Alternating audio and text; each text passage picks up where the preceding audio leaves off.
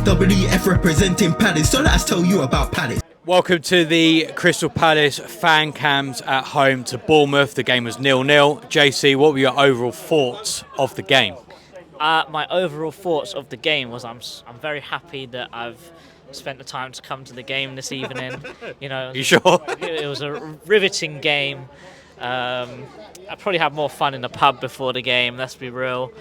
But, dead game, really. Dead game. Both teams weren't really at it. Yes, Bournemouth were the better team on the day. But, to be fair, I don't think either team showed enough to really say that they deserved the 3 points. So, really, even though we weren't very good today, I think a 0-0 draw is a little bit of a fair result. Why do you think that was? Why do you think it was a bit of a drab game? I mean, for them, their passing was on point. They were passing around, they were making chances, they were running in behind. Semenyo had Mitchell's number, he had Adam Wharton's number. Every time he started driving at someone, we had no answer to it whatsoever.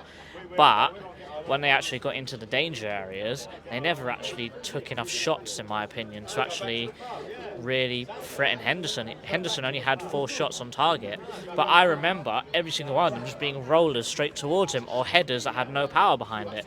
So really, Henderson wasn't troubled at all. So did they really have that good chances? I don't think so. And I think you could also say that I think we did defend very well in that second half when we were a man down.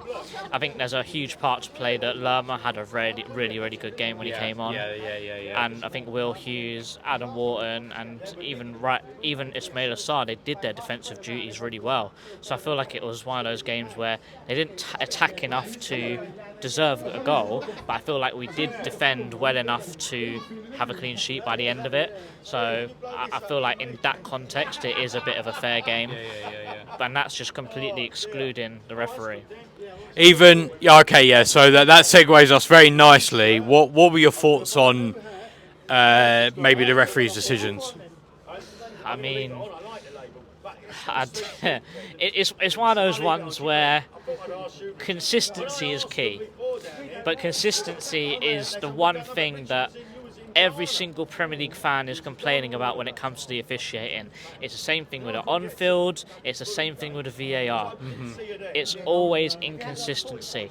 They keep renewing the rules, they keep changing the rules, but whatever the rule is at the time, one, it's a little bit of a grey area because really and truly no one actually knows what the hell the rules are and how they should actually be implemented, because in every league everyone's saying the referee's rubbish and there's no standard of what a referee should look like, because in my time of watching football I've never known of a good referee.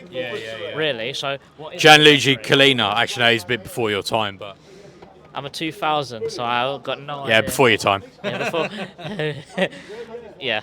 But I think it's a bit disappointing that, you got to say there's a slight, there's inconsistency there. Alex Scott got his first yellow, definite yellow card. Chris Richards got his first yellow. Yes, it's soft, but I do believe that his first one was a yellow card. Ismail Assar is running straight towards the goal. He's picked up the ball and Alex Scott's chased him almost half the length of the pitch and taken him out as he's about to enter the box.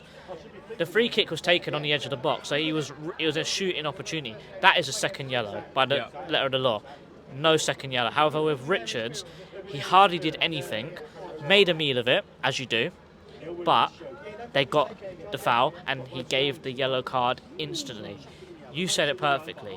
He's the same ref that denied Eze's free kick goal against Brentford at the start of the season.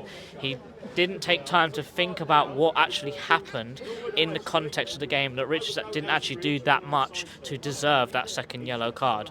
If that's a second yellow card, then Tyler Adams should have got a second yellow card. Will Hughes should have been booked about 4 times. There was a massive change from the first half to the second half in his officiating, I think. But it is what it is. We can't control the referees, and it's just a little bit disappointing. But at the end of the day, both teams came out with something. Absolutely. And then, before we do man of the match, do you think that was a good result then in the context of the game that happened? Oh, it's a great result. I'm not saying that a win isn't also a great result, but the fact that we've just shipped 10 goals in 2 games. We've trekked all the way up to Manchester, come back and then gone back up to Newcastle again within the space of a week. This is our 3rd game this week, and then we've got another one on Wednesday now. I think in the context of everything, and also our players are leggy. Adam Wharton that finished about 35 minutes into the game. So taking everything into account, we've just conceded loads of goals. We've come out of a clean sheet. We've got a point. We've actually got something out of this game, which is good. And I think that we're going to build on this result. And because of all of all the things we had to overcome, like the red card, only having 10 men, I thought that would give our players a little bit more of a boost, saying, no, we can actually do this, a man down, with a disadvantage. So I feel like in the grand scheme of things, this is actually a really, really good result for us. Yeah, I totally agree. Finally, man of the match. It has to be Dean Henderson for me. Commanded his box well.